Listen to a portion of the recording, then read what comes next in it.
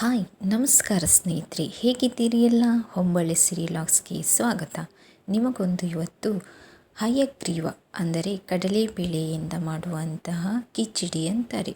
ಹಯಗ್ರೀವ ದೇವಸ್ಥಾನದಲ್ಲಿ ಮಾಡ್ತಾರಲ್ಲ ಪ್ರಸಾದ, ಅದನ್ನು ನಿಮಗೆ ನಾನು ತೋರಿಸ್ಕೊಡ್ತಾ ಇದ್ದೀನಿ. ತುಂಬ ಸುಲಭವಾಗಿ ಮಾಡ್ಬೋದು.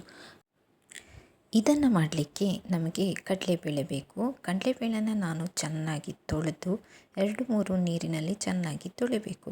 ನಾನು ಕಡಲೆಬೇಳೆ 1 ಕಪ್ಪನ್ನು ತಗೊಂಡಿದ್ದೇನೆ.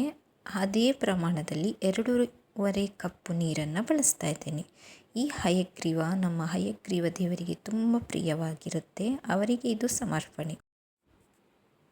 ನಾನೀಗ ಕುಕ್ಕರಿಗೆ 1 ಕಪ್ ಕಡಲೆಬೇಳೆಗೆ 2.5 ಕಪ್ ನೀರು ಹಾಕಿ ಚೆನ್ನಾಗಿ ಬೇಯಿಸ್ಕೊತಾ ಇದ್ದೇನೆ. 3 ಅಥವಾ 4 ವಿಸಲ್ ಬರಲಿ. ನಾನು ಅರ್ಧ ತುರಿ ಅಂದರೆ ಅರ್ಧ ಕಪ್ಪಿನಷ್ಟು ನಾನು ಕೊಬ್ಬರಿಯನ್ನು ತಗೊಂಡಿದ್ದೇನೆ. ಅರ್ಧದಲ್ಲಿ ಅರ್ಧ ಬೇಕಾದರೂ ತಗೋಬೋದು. ಅರ್ಧ ಕೊಬ್ಬರಿನ ತಗೊಂಡಿದ್ದೇನೆ ನಾನು ಮಾತ್ರ. ನೋಡಿ, ನಾನು ಅದನ್ನು ಚೆನ್ನಾಗಿ ತುರ್ಕೊಂಡಿದ್ದೇನೆ. ಕೊಬ್ಬರಿ ಒಳ್ಳೆದಿರಬೇಕು, ಸ್ಮೆಲ್ ಬರಬಾರ್ದು, ಹಾಳಾಗ್ತದೆ. 10 ಅಥವಾ 15ರಷ್ಟು ದ್ರಾಕ್ಷಿ ಹಾಗೂ 10-15ರಷ್ಟು ಗೋಡಂಬಿನೂ ಸಹ ತಗೊಂಡಿದ್ದೇನೆ ನಾನು.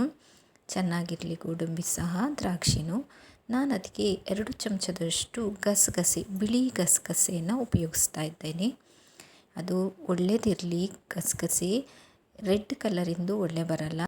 ನಾನದು 4 ಏಲಕ್ಕಿನ ತೆಗೆದುಕೊಂಡಿದ್ದೇನೆ ಸ್ನೇಹಿತರೆ. ಈಗ ನಾನು ಒಂದು ಬಾಣಲೆಗೆ 1/4 ಕಪ್ಪು ಅಂದರೆ 1/4 ಲೋಟದಷ್ಟು ತುಪ್ಪವನ್ನು ತಗೊಂಡಿದ್ದೇನೆ. ನಿಮ್ಮ ಮನೇಲಿ ಯಾವ ತುಪ್ಪ ಇರ್ತದೋ ಅದನ್ನು ಬಳಸ್ಬೋದು. ಮನೆಯ ತುಪ್ಪ ಅಂದರೆ ಮನೆಯ ಹಸುವಿನ ತುಪ್ಪ ಟೇಸ್ಟಿಯಾಗಿರ್ತದೆ.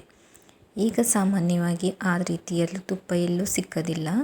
ನಾನೀಗ ಗೋಡಂಬಿ ಮತ್ತು ದ್ರಾಕ್ಷಿಯನ್ನು ಹುರ್ಕೊಳ್ತಾ ಇದ್ದೇನೆ. ಚೆನ್ನಾಗಿ ಹುರ್ಕೋಬೇಕು.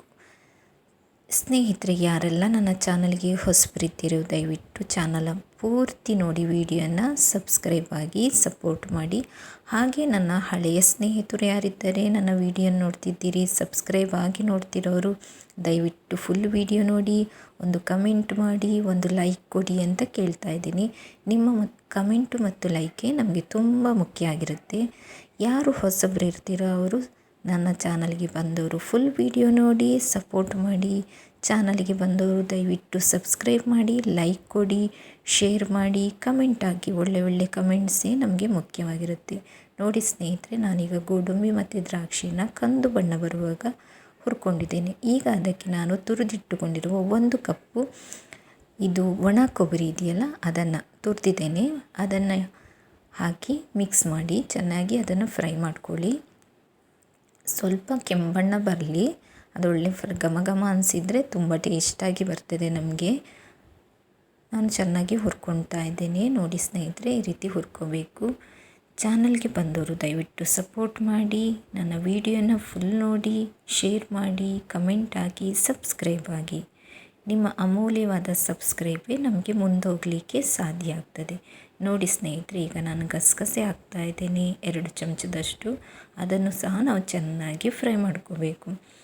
ನಮಗೆ ಗೊತ್ತಾಗ್ತದೆ, ಕೊಬ್ಬರಿಯ ಪರಿಮಳ ಬರ್ತದೆ. ತುಪ್ಪದಲ್ಲಿ ಹುರಿದಿದ ಕೊಬ್ಬರಿ ಘಮ ಅಂತ ಪರಿಮಳ ಬರುವವರೆಗೂ ನಾವು ಅದೆಲ್ಲವನ್ನು ಹುರ್ಕೋಬೇಕಾಗ್ತದೆ. ಮೊದಲೇ ನಾವು ದ್ರಾಕ್ಷಿ ಗೋಡಂಬಿ ಕೆಂಪಗಾಗಿದೆ, ಜೊತೆಗೆ ಈಗ ಗಸಗಸೆ ಹಾಕಿದ್ದೇವೆ. ಚೆನ್ನಾಗಿ ಅದು ಬೇಯಲಿ ಅಂದರೆ ಫ್ರೈ ಆಗಲಿ. ಈಗ ನೋಡಿ, ನಾನು ಕುಕ್ಕರ್ನಲ್ಲಿ ಬೇಯಿಸಿಟ್ಕೊಂಡಿರೋದು ಕಡಲೆಬೇಳೆ ಚೆನ್ನಾಗಿ ಬೆಂದಿದೆ ನೋಡಿ. ಸ್ವಲ್ಪ ನೀರಿದೆ. ನಾವು ಬೇರೆ ಪಾತ್ರಕ್ಕೆ ಬೇಕಾದರೆ ಹಾಕ್ಬೋದು, ಇಲ್ಲ ಅದೇ ಕುಕ್ಕರ್ನಲ್ಲಿ ಬೇಕಾದರೆ ಮಾಡ್ಬೋದು. ನಾನು ಬೇರೆ ಪಾತ್ರಕ್ಕೆ ಹಾಕಿದ್ದೇನೆ. ಚೆನ್ನಾಗಿ ಕುದಿ ಬಂದ ಮೇಲೆ ನಾನು ಅದೇ ಯಾವ ಕಪ್ಪಿನಲ್ಲಿ ಕಡಲೆಬೇಳೆ ತೆಗೆದುಕೊಂಡಿದ್ದೇನೋ ಅದೇ ಕಪ್ಪಿನಲ್ಲಿ 1 ಕಪ್ ಆಗುವಷ್ಟು ನಾನು ಬೆಲ್ಲವನ್ನು ಬಳಸ್ತಾ ಇದ್ದೇನೆ ಸ್ನೇಹಿತರೆ. ಬೆಲ್ಲವನ್ನು ಸ್ವಲ್ಪ ಗುದ್ಕೊಳ್ಳಿ, ಇಲ್ಲ ತುರಿದುಕೊಳ್ಳಿ. ಯಾಕಂದರೆ ಬೆಲ್ಲದಲ್ಲಿ ಸಾಮಾನ್ಯ ಈಗ ಏನೇನೋ ಇರ್ತದೆ ಅದರಲ್ಲಿ, ಹುಳ ಹಪ್ಪಟೆಗಳೆಲ್ಲ. ಅದಕ್ಕೆ ದಯವಿಟ್ಟು ನೋಡಿಕೊಂಡು ಬೆಲ್ಲನ ಬಳಸಿ. ನೋಡಿ, ನಾನೀಗ ಹಾಕಿ ಚೆನ್ನಾಗಿ ಮಿಕ್ಸ್ ಮಾಡ್ಕೊತಾ ಇದ್ದೇನೆ.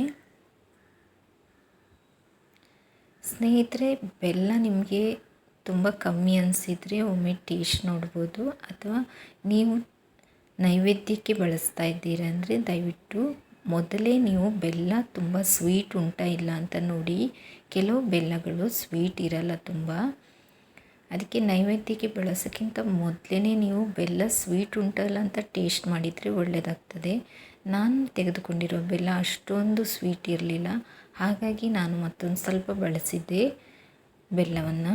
ಯಾಕಂದರೆ ಅದು ತುಂಬ ನೋಡಿ ನಾನು ಹಾಕ್ತಾಯಿದ್ದೇನೆ, ಬೆಲ್ಲ ಅಷ್ಟೊಂದು ಸಿಹಿ ಇರಲಿಲ್ಲ. ನಾವು ಬೆಲ್ಲ ಹಾಕಿದ ಮೇಲೆ ನೀರು ಹಾಕುವ ಅಗತ್ಯನೇ ಇಲ್ಲ, ಯಾಕಂದರೆ ಬೆಲ್ಲ ಹಾಕಿದ ತಕ್ಷಣ ನೀರು ಬಿಟ್ಕೊಳ್ಳುತ್ತೆ.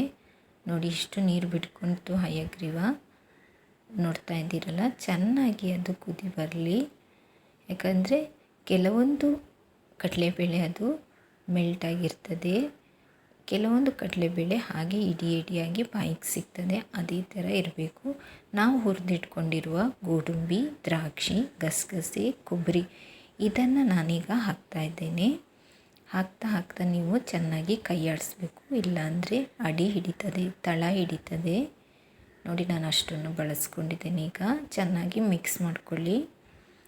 ಅದು ತುಂಬ ಟೇಸ್ಟಿಯಾಗಿ ಬರ್ತದೆ. ಕೆಲವರು ಸ್ವಲ್ಪ ಉಪ್ಪು ಹಾಕ್ತಾರೆ, ಕೆಲವರು ದೇವರ ನೈವೇದ್ಯಕ್ಕಾದರೆ ಉಪ್ಪನ್ನು ಬಳಸೋದಿಲ್ಲ ಅವರು ಕೆಲವರು. ನೋಡಿ ಇಷ್ಟು ಚೆನ್ನಾಗಿರಬೇಕು. ಇದೊಂದು ಕುದಿ ಬರಲೇಬೇಕು. ಚೆನ್ನಾಗಿ ನಾವು ಹಾಕಿರುವಂಥ ಈ ಕೊಬ್ಬರಿ ಇದೆಯಲ್ಲ, ಅದು ಸ್ವಲ್ಪನಾದರೂ ಒಂಚೂರು ಬೇಯಬೇಕು. ಅಂದರೆ ಒಂದು ಕುದಿ ಬಂದರೆ ಸಾಕು. ಅಷ್ಟೋ ತನಕ ಚೆನ್ನಾಗಿ ಕೈ ಆಡಿಸ್ತಾ ಇರಿ. ನೋಡಿ ತಣಿದ ಮೇಲೆ ನಾನು ಸ್ಟವ್ ಆಫ್ ಮಾಡಿದ್ದೇನೆ.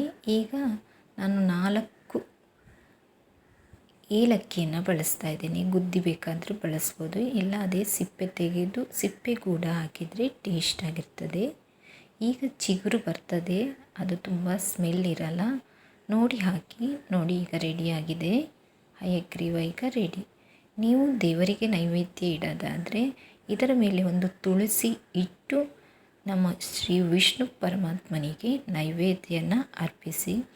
ಸ್ನೇಹಿತರೆ, ಯಾರೆಲ್ಲ ನನ್ನ ಚಾನಲನ್ನು ನೋಡ್ತಾ ಇದ್ದೀರೋ ಸಬ್ಸ್ಕ್ರೈಬ್ ಆಗಿ ಸಪೋರ್ಟ್ ಮಾಡಿ. ಇಷ್ಟು ತನಕ ನನ್ನ ಚಾನಲನ್ನು ಸ್ಕಿಪ್ ಮಾಡದೆ ನೋಡಿದ್ದಕ್ಕಾಗಿ ಧನ್ಯವಾದಗಳು. ನನಗೆ ಹೀಗೆ ಸಪೋರ್ಟ್ ಮಾಡ್ತಾಯಿರಿ. ನಿಮ್ಮೆಲ್ಲರ ಆಶೀರ್ವಾದ ನನಗಿರಲಿ ಅಂತ ಆ ಹಯಗ್ರೀವ ದೇವರ ಹತ್ರ ಬೇಡ್ಕೊತ ಥ್ಯಾಂಕ್ ಯು ವೆರಿ ಮಚ್.